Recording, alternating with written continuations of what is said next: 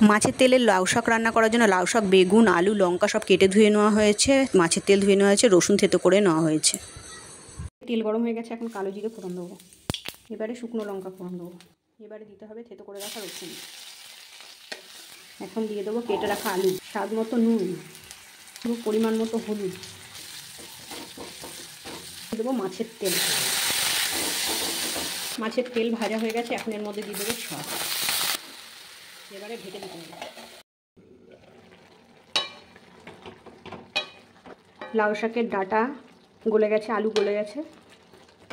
এখন এর মধ্যে দেব স্বাদ মতো একটু চিনি। এই যে একটু চিনি দিয়ে দেবো। মাছের তেল দিয়ে লাউ শাক খেতে কিন্তু দারুণ লাগে। এইভাবে আপনারাও তৈরি করে খেতে পারেন। তো আরেকটু জলটা টানিয়ে নেব, তারপরে নামাবো।